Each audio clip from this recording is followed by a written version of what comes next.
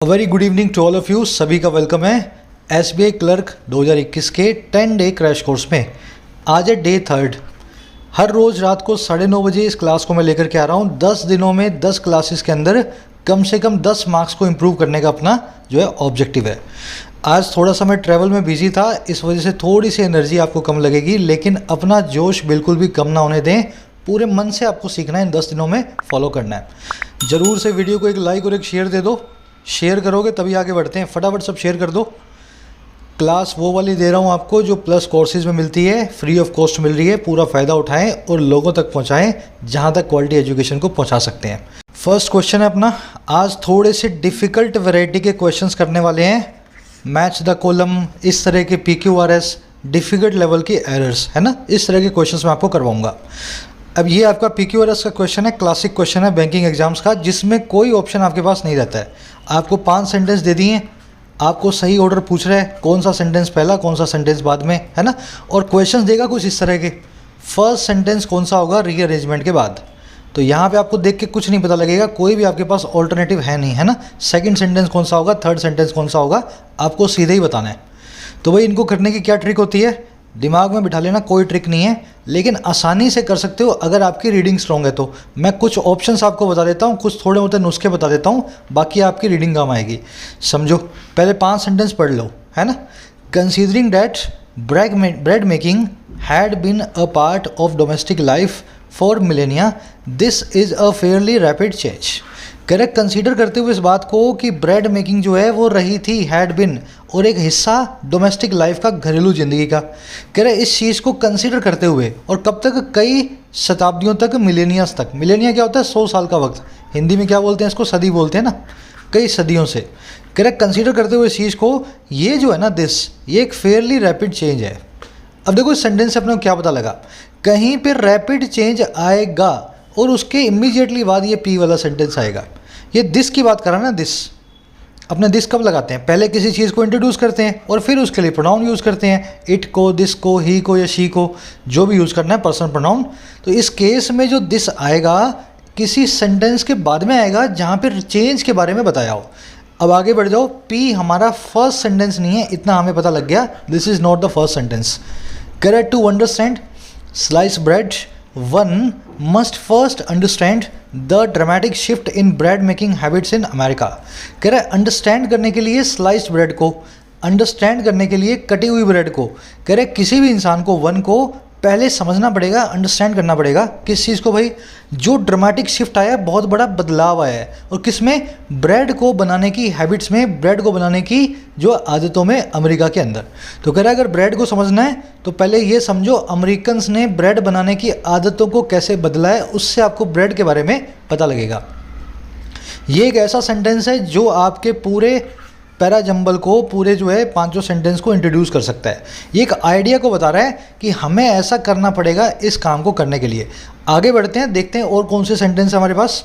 कह रहा है in 1890 about 90% of bread was baked at home, but by 1930s factories usurped the home baker.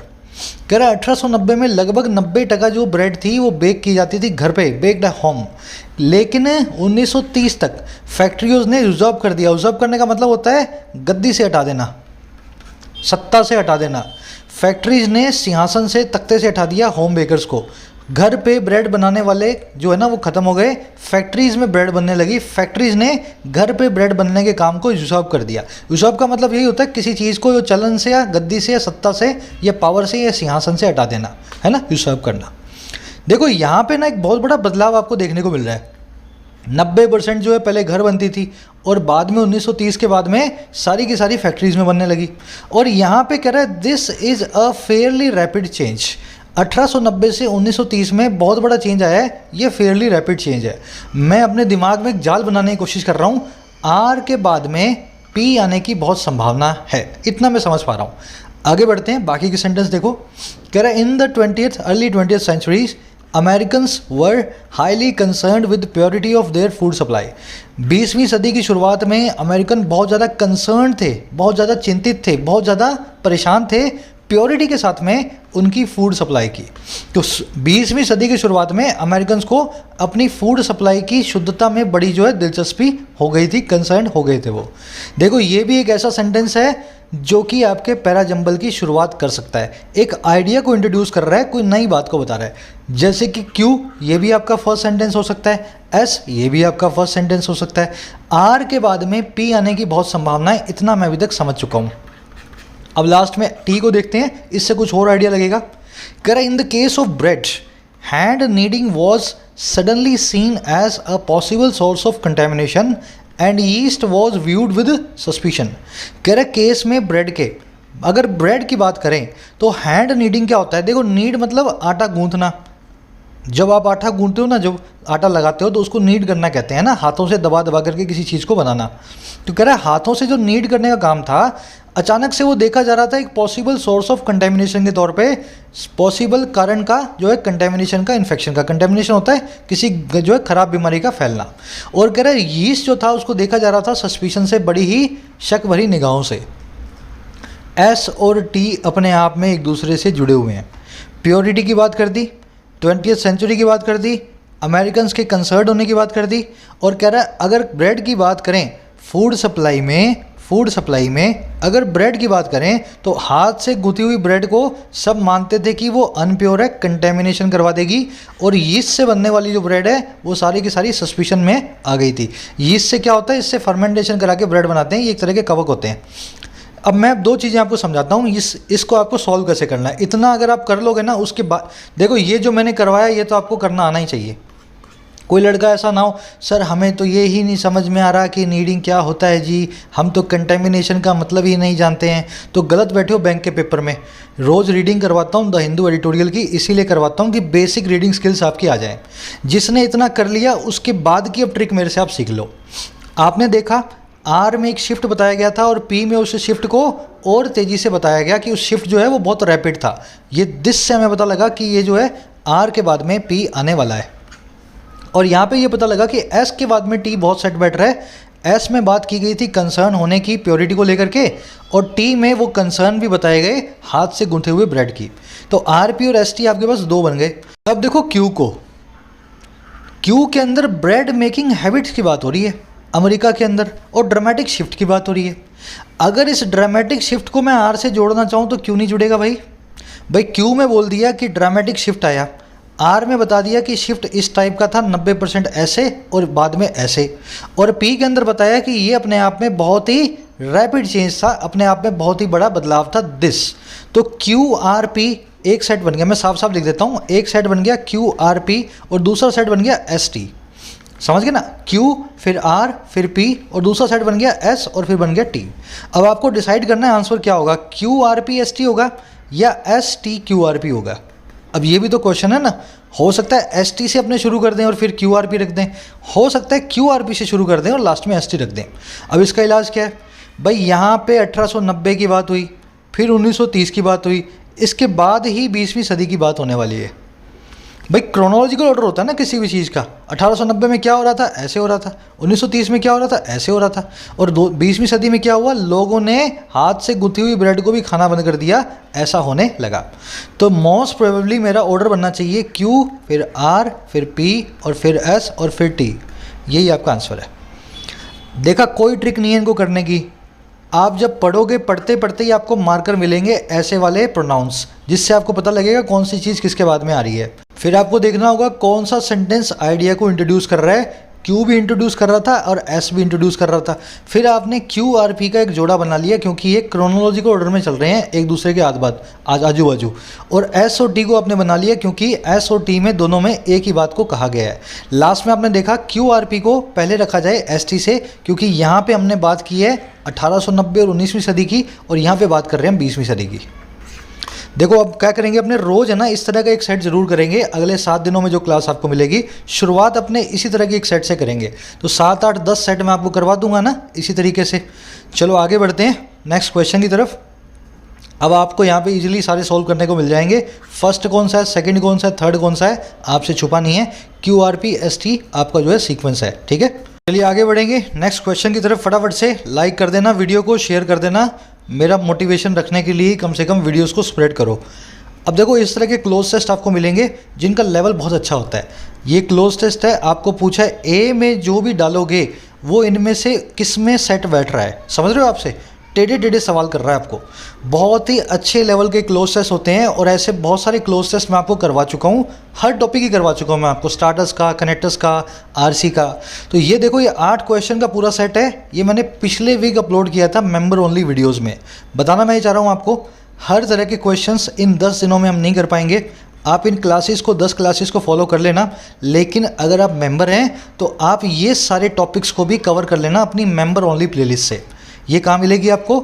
Channel के home page पे, ये देख रहे हो, premium videos all bank exams, बाजू में एसएससी एग्जाम्स, दोनों में से कोई भी चला के देख लो। तो ये बैंक वाली जब आप खोलोगे आपको लाइन से सारे देखो, आरसी बेस क्लोज टेस्ट, फिर ये मैच द कॉलम है ना, मेंस लेवल के आरसी सेट्स, इस तरह के आपको सारी की सारी टॉपिक वाइज वीडियोस मिल जाएंगी। जो लोग मेंबर नहीं है उनके लिए बता देता हूँ, बहुत ही छोटा सा कंट्रीब्यूशन रखता हूँ मैं, 20 से 50 रुपये, 60 रुपये। आप भी ज्वाइन बटन पे प्रेस करके मेंबरशिप को बाय कर सकते हैं। इस वीडियो में सब कुछ समझाया हुआ है कैसे मेंबरशिप आपको मिलती है। चलिए आगे बढ़ते हैं।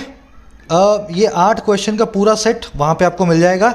आज अपने आगे करने वाले हैं, थोड़े से मैंने ना वोकैब के क्वेश्चन भी रखे हैं आज की वीडियो में। ये एक इडियम है, it was all Greek to me, it was all Greek to me. बताओ इसका मीनिंग क्या होता है भाई? चलो अगर समझ में आना होगा तो एक बार में आ जाएगा इन चारों पांचों में से। वैसे पांचों ही चारों ही जो है क्लोज है एक दूसरे से, बहुत जो है नज़दीक हैं। तो हिंदी में कहावत है, काला अक्षर भैंस बराबर, ठीक है ना, भैंस बराबर, ये पूरी कहावत है। इसी का इंग्लिश वाला है, it was all Greek to me. अब इसका मतलब क्या हुआ? काला अक्षर भैंस बराबर क्या मतलब होता है? या तो कोई अनपढ़ आदमी हो उसके ऊपर आप जो है ताना कसते हो, काला अक्षर भैंस बराबर, या फिर आपके सामने कोई ऐसा विचार कोई रख दे, कोई ऐसी बात रख दे जो आपको बिल्कुल समझ में ना आए, तब भी आप बोल देते हो काला अक्षर भैंस बराबर। समझ रहे हो क्या कहना चाह रहा हूँ मैं? ग्रीक एक ऐसी लैंग्वेज रही है जो कि हाई क्लास के लोगों ने बोली है इतिहास में। कॉमन आदमी कभी भी ग्रीक जो है सीख नहीं पाया वेस्टर्न कल्चर में। तो अगर कॉमन आदमी को कोई आप ऐसी बात बताओ जो उसको समझ में ना आए, तो वो बोल देता था कि ये तो मेरे लिए ग्रीक जैसा है, जैसे मैं ग्रीक नहीं समझ पाता वैसे मैं तुम्हारी बात भी नहीं समझ पा रहा। समथिंग डिफ़िकल्ट टू अंडरस्टैंड, उसके लिए हम यूज़ करते हैं it was all Greek to me. समझ गए ना? ग्रीक लैंग्वेज से जोड़ लेना। बहुत कम लोग इस लैंग्वेज को जानते थे, ज़्यादातर लोग समझ नहीं पाते थे, तो जो समझ ना पाए वो बोल दे it was all Greek to me. चलो एक और आपके लिए छोटा सा वन वर्ड है। एसपी बख्शी के अंदर मैंने आपको बताए हुए सारे वन वर्ड्स है ना, 3 पेज के अंदर आपको मिल जाएंगे। भेड़ों के झुंड को क्या बोलते हैं, इस तरह के आदमी को क्या बोलते हैं, इस तरह के डॉक्टर को क्या बोलते हैं। ज़रूर से एग्जाम से पहले देख करके जाना एसपी बख्शी का वन वर्ड वाला सेक्शन, वहीं से इस क्वेश्चन को उठाया मैंने। A large number of fish swimming together, इसके वन वर्ड को आप क्या बोलेंगे?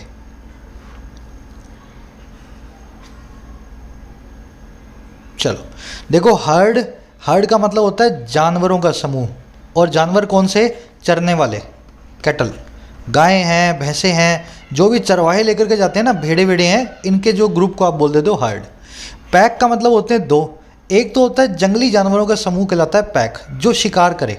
हर्ड भी जानवर है, पैक भी जानवर है, लेकिन हर्ड में चरने वाले, पैक में शिकार करने वाले। अब शिकार करने वाले जानवर कौन कौन से हैं? जैसे कि वाइल्ड डॉग्स हैं, जंगली कुत्ते, फिर होता है एक हाइना, फिर होता है एक वुल्व्स, भेड़िए। तो भेड़िया, वेड़िया, कुत्तों और हाइना के जो है झुंड को अपने बोल देते हैं पैक। हर्ड बोलते हैं चरने वाले जानवरों के झुंड को। मॉब होती है इंसानों की जानवरों ऐसी जो है झुंड। मॉब में होती है भीड़, भीड़ का मतलब है एक जो है, जनरली मॉब को आप नेगेटिव सेंस में यूज़ करते हैं, पॉजिटिव सेंस में लिखते हैं क्राउड। नेगेटिव सेंस में मतलब जो हिंसक भीड़ हो उसके लिए आप मॉब नाम के वर्ड को यूज़ करें, है ना। जनरली नेगेटिव सेंस में इंसानों के लिए मॉब यूज़ होता है, इंसानों की भीड़ के लिए। चौथा बच्चा शवाल। शवाल का मतलब होता है क्या? अ फिश स्विमिंग टुगेदर, एक शिप का लार्ज समूह कहलाता है शवाल। समझ गए ना? तो ये इसका वन वर्ड है। पैक है ना, पैक सिमिलर थिंग्स के ग्रुप को भी बोला जाता है, सिमिलर थिंग्स के ग्रुप को भी पैक बोला जाता है।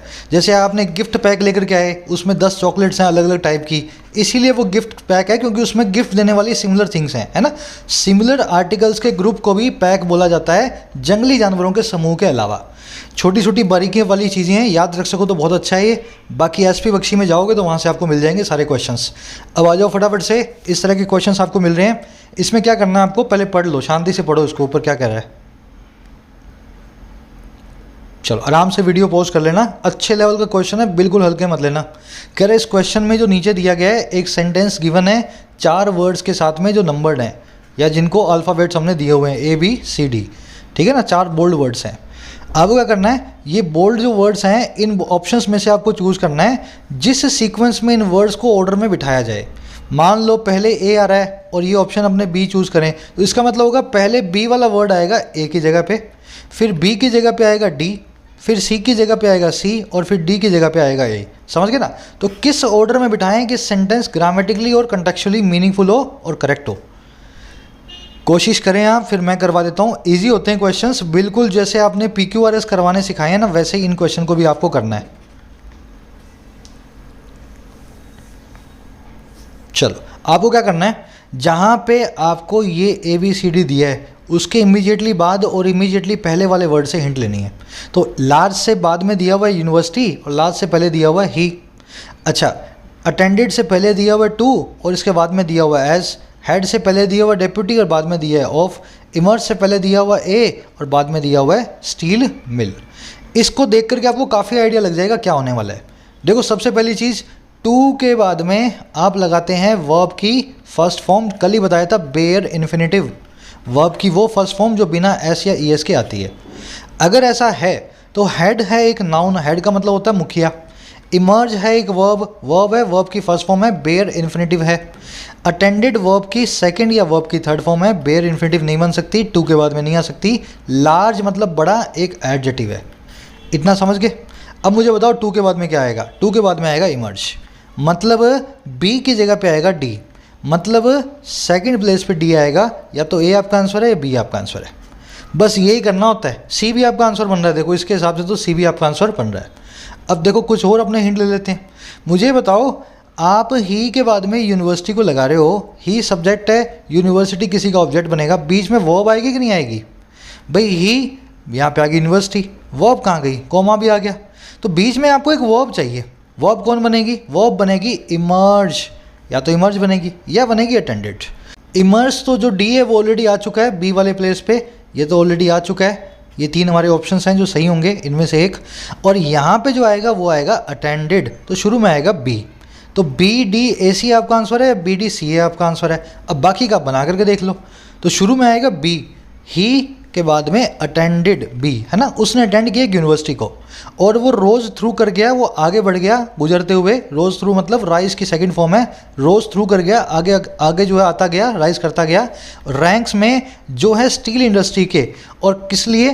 टू इमर्ज, यहाँ पे आएगा इमर्ज। इमर्ज होने के लिए और किस तौर पे? एज। इमर्ज होगा डेप्यूटी हेड के तौर पे एक लार्ज स्टील मिल का। समझ रहे हो मेरी बात को? यहाँ पे सी ही आएगा, बी डी सी ए, यही आपका आंसर बन गया।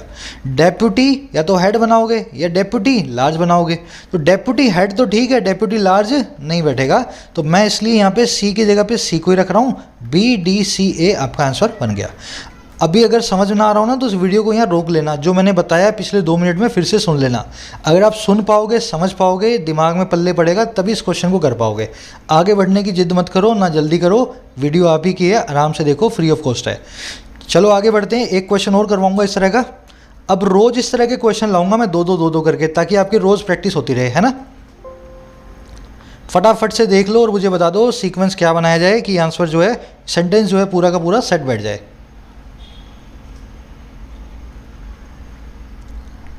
फटाफट से मैं मार्क कर देता हूँ शुरू में और बाद में क्या रखा है, ताकि आपको थोड़ा आइडिया लग जाए कैसे इस क्वेश्चन को करना है। ठीक है, चलो अब मुझे बताओ 2b के बाद में जनरली क्या आता है? 2 प्लस में b। अगर एक्शन हो रहा हो तो उसके बाद में आती है वर्ब की थर्ड फॉर्म 2b प्लस में v3। और वैसे अगर ये लिंक वर्ब बन जाए तो 2b के बाद में आता है नाउन या एडजेक्टिव। 2b के बाद में वर्ब की थर्ड फॉर्म आप अक्सर देखोगे, इसको बोलते हैं पैसिव इन्फिनेटिव। 2 प्लस में बी प्लस में वर्ब की थर्ड फॉर्म। वर्ब की थर्ड फॉर्म कहाँ आ रही है? वर्ब की थर्ड फॉर्म आ रही है रीच्ड। अगर इस हिसाब से चलूँ तो सेकंड पोजीशन पे होना चाहिए सी। भाई ये फर्स्ट पोजीशन, ये सेकंड पोजीशन पे होना चाहिए सी को। अब मुझे बता दो सेकंड पोजीशन पे सी कहाँ कहाँ है? एक तो यहाँ है, एक यहाँ है और एक यहाँ है, तीन ही जगह है ना। अब देखो दूसरी चीज़, ए के बाद में एक नाउन चाहिए जो कि कॉन्सोनेंट साउंड से शुरू होता हो। इशू भी एक नाउन है लेकिन इशू के आगे आई लगा हुआ है, यहाँ पे एन होता अगर ये इशू लगा होता तो। अब देखो नाउन कौन कौन सा है, नाउन है कंक्लूजन, फियर या इशू। इशू आ नहीं सकता, या तो फियर आएगा या कंक्लूजन आएगा। तो यहाँ पे शुरू में फर्स्ट पोजीशन में आएगा या तो बी या फिर डी। भाई बी या डी दोनों ही आ रहे हैं इधर, बी या डी दोनों ही आ रहे हैं। अब इन दोनों को आपको चेक कर लेना फटाफट से। बी या डी यहाँ नहीं आ रहा ना, ये तो आंसर नहीं है। अब ये दो बचे आपके पास, शुरू में बी या डी आ रहा है, बीच में सी आ रहा है, यहाँ पे ए या डी। अब इन दोनों को फटाफट चेक कर लो। पहले ऊपर वाले को चेक कर लेता हूँ। It took a whole day for a, अब डी लगा लो कंक्लूजन, टू बी, अब यहाँ पे सी लगा लो रीच्ड, पूरा दिन लग गया एक कंक्लूजन पे पहुंचने में। और किस पे, ऑन दिस, यहाँ पे लगा लो ए, ऑन दिस इशू, इस इशू पे, अलोन खाली खाली इसी इशू पे। And some negotiators now feel, यहाँ पे आ जाएगा लास्ट में बी, फील, फियर। अब कुछ नेगोशिएटर्स जो हैं फियर करते हैं, डरते हैं, इस चीज़ का डर है उनको, that time is running out. समझे ना। तो पूरा दिन लग गया एक कंक्लूजन को टू बी रीच्ड होने में, इस इशू पे, ऑन दिस इशू। और कुछ नेगोशिएटर अब यही सोच रहे हैं, डर रहे हैं इस चीज़ से, फियर कर रहे हैं कि जो वक्त है वो निकला जा रहा है, time is running out. Time is running out मेरे भाई, 10 ही सेकंड का क्वेश्चन है, इसी तरीके से करना है। कोई एक आधी हिंट आपको मिल जाएगी, जैसे ही हिंट मिल जाए 4 में से 2 ऑप्शन रह जाएं, वहीं पे दोनों ऑप्शन में से ट्रायल और एरर को लगाओ, फटाफट आंसर को निकाल के फेंक करके आओ क्वेश्चन को। चलो आगे बढ़ेंगे। इस तरह के क्वेश्चन भी आपको मिल रहे हैं आजकल। मैच द कॉलम करना होता है। एक बार ऊपर वाला पढ़ लो, आप क्या कहना चाह रहे हैं। चलो इसमें क्या बोल रहा है भाई, कॉलम 1 है और कॉलम 2 है। कॉलम 1 और 2 को आपको मिलाना है। जैसे मान लो ए के साथ में आपने ई को मिला दिया, सी के साथ में आपने डी को मिला दिया, और इस तरीके से मिलाना है सेंटेंस का मीनिंग भी निकले और सेंटेंस ग्रामेटिकली भी करेक्ट होना चाहिए। मान लो ए के साथ में ई मिल गया, लेकिन मीनिंग निकलने के बावजूद ग्रामर गलत है, तो वो आपका आंसर नहीं है। तो मिलाने की कोशिश करते हैं अपने। देखो ये कह रहा है ए के साथ में एफ और ए के साथ में डी, तो ए के साथ में ई को तो मत मिलाओ, या तो एफ मिलेगा या डी मिलेगा, फटाफट मिला के देख लो। Delaying marriage have gone hand in hand with lack, यार यहाँ पे ऑफ होना चाहिए है ना, with lack of empathy, A के साथ में डी मिला रहा हूँ, for others and are more dispose to anti social and inhibited behaviour. भाई डिले मैरिज का, एंटी सोशियल, कुछ सेंटेंस बन नहीं रहा है ना मीनिंग निकल रहा ना ग्रामर निकल रही। तो ए के साथ में डी तो मुझे को लग नहीं रहा। ए के साथ में अब देखते हैं एफ। करे delaying marriage have gone hand in hand with improved health outcomes for women and their children in the region as well as significant gains in female higher education. ये सेट बैठ रहा है। कह रहा है मैरिज को जो डिले करने का काम है वो हैंड इन हैंड गोन हुआ है, वो हाथ में हाथ मिला करके गया है इम्प्रूव करने में हेल्थ के नतीजों को औरतों के लिए और उनके बच्चों के लिए इस पूरे एरिया के अंदर। साथ ही साथ इम्प्रूव किया है इसने बहुत बड़े गेंस को ला करके फीमेल की हायर एजुकेशन में। ए के साथ में एफ को बिठा दो, ये आपका आंसर बन गया। अब देख लो कुछ और तो नहीं मैच हो रहा। बी के साथ में क्या बोल रहे हैं, ये तो होगा नहीं। बी के साथ में बोल रहा है डी आएगा, डी को मिला के देख लो। Psychopaths fail to develop the normal range of emotions, lack empathy for others and are more dispose to social and inhibited behaviour. बिल्कुल ठीक है। साइकोपैथ्स फेल करते हैं डेवलप करने में नॉर्मल रेंज ऑफ इमोशंस को, जो नॉर्मल इमोशंस की रेंज होती है। आप सुबह जब आपको कोई अच्छी बात बताऊं तो आप खुश हो जाओ, नॉर्मल वाली बात होगी है ना। आपको मैं गुस्सा दिलाऊं तो आपको गुस्सा आ जाए, तो ये आपकी नॉर्मल रेंज है। इसको डेवलप करने में फेल हो जाते हैं साइकोपैथ्स, है ना। इनमें एम्पैथी भी नहीं होती किसी के लिए, इनमें अच्छी भावना भी नहीं होती दूसरों के लिए, अदर्स के लिए, और ये बहुत डिस्पोज टू होते हैं, बहुत रुझान होता है इनका एंटी सोशल और अनइनहिबिटेड बिहेवियर में। ऐसा बिहेवियर जो या तो एंटी सोशल है या अनकंट्रोल्ड है। इनहिबिटेड मतलब खुला सांड, कोई कंट्रोल नहीं है अपने आप पे। भाई बैठने को तो बी के साथ में डी भी बैठ गया, तो ए के साथ में एफ को बिठा दिया और बी के साथ में डी को बिठा दिया। देखना आंसर एक ही है आपका, दोनों आंसर नहीं है आपका। फटाफट सी को देख लो। The covid pandemic has shown a light, C के बाद में बोल रहा है ई और एफ। देखो ई तो एफ तो आएगा नहीं, एफ तो ए के साथ बैठ गया। सी के साथ में अपने ई को चेक कर लेते हैं। कह रहे Covid pandemic has shown a light on the ongoing decline in young people's mental health. Covid pandemic ने शाइन किया एक लाइट को चलते हुए उस डिक्लाइन में जो है यंग पीपल की मेंटल हेल्थ में, जवान लोगों की जो है मानसिक जो है हेल्थ में। भाई सी के साथ में ई भी सेट बैठ रहा है। अब थोड़ा सा ध्यान से समझना, ये भी आंसर बन रहा है, ये भी आंसर बन रहा है, ये भी आंसर बन रहा है। ये आपका एग्जामिनर बहुत होशियार है यहाँ पे। इसने क्या किया, इनमें से 2 आंसर गलत बताए हैं, ग्रामर को गलत बता के उनकी मीनिंग के हिसाब से तो आपने मिला दिया, ग्रामर गलत है। अब ग्रामर को फटाफट चेक कर लेते हैं। डिलेइंग मैरिज, मैरिज एक सिंगुलर नाउन है, डिलेइंग को जीरेंड मान लो तो इसका ऑब्जेक्ट बना लो, या फिर डिलेइंग को एडजेक्टिव मान लो और इसको सब्जेक्ट बना लो। भाई डिलेइंग एक जीरेंड है, या तो ये सब्जेक्ट बन जाएगा, जीरेंड बन जाएगा, और ये इसका ऑब्जेक्ट हो जाएगा मैरिज, जो कि है भी इस केस में, और या फिर मैरिज सब्जेक्ट है और डिलेइंग जो है ये बन गया इसका एडजेक्टिव वर्ब के आईएनजी फॉर्म पार्टिसिपल। दोनों ही केस में कुछ भी सब्जेक्ट बने, वर्ब तो सिंगुलर आने वाली है, वर्ब लगी हुई है हैव। तो ए के बाद में एफ तो बैठ रहा है, लेकिन मीनिंग के हिसाब से बैठ रहा है मेरे भाई, ग्रामर के हिसाब से नहीं बैठ रहा। अब सी वाले को देखो, Covid pandemic has shown a light on the ongoing decline in young people's mental health. ये आप कब लगाते हो? जब आपके पास एक प्लूरल नाउन होता है एस से ख़त्म होने वाला। ये आप तब लगाते हो जब आपको लिखा होता है बॉयज़। बॉयज़ का अगर आपको पजेसिव बनाना हो तो आप अपोस्ट्रोफी लगाते हो और इस एस को ओमिट कर देते हो। लेकिन पीपल एक ऐसा नाउन है जिसके पीछे एस नहीं लगाया जाता, रेयरली लगता है, वो एक अलग केस है। नाउन वीडियो में आपको करवाया हुआ है, यहाँ पे पीपल के पीछे एस नहीं लगाना। पीपल के पीछे एस लगाने का अलग केस है, नाउन वीडियो में जाकर के देख लेना। तो पीपल एक ऐसा नाउन है जिसके पीछे एस तो आता नहीं, पीपल तो बिना एस के है। तो पीपल का पजेसिव कैसे बनेगा भाई? पीपल का पजेसिव बनेगा अपोस्ट्रोफी एस। यहाँ पे इसने एस को ओमिट किया हुआ है, समझ गए ना। पीपल्स तो एक अलग चीज़ है, ये अलग से वीडियो मैंने की हुई है, नाउन फर्स्ट पार्ट में, वो देखोगे आप जाके तो पता लगेगा आपको। जनरली पीपल के आगे एस नहीं लगता, इसने एस को लगा करके अपोस्ट्रोफी लगाई है, पीपल्स को इसने पजेसिव बनाया, जो कि गलत है। सी के बाद में ई भी नहीं आ सकता, ये भी आंसर नहीं है। ए के बाद में एफ नहीं आ सकता, ये भी आंसर नहीं है। बचा क्या? बी के बाद में डी।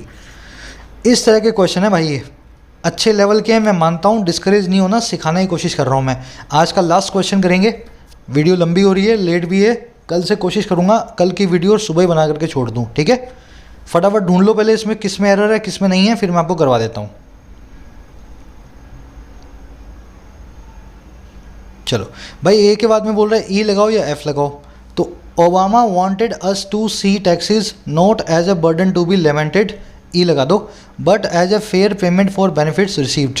ओबामा चाहता था हमको कि हम देखें कि टैक्सेस को कैसे देखें, एक बर्डन के तौर पे नहीं, जिसको लिमिट करते हैं हम, जिसको हम सारा दिन रोना रोते हैं। लिमिट करना मतलब कंप्लेन करना, रोना रोना।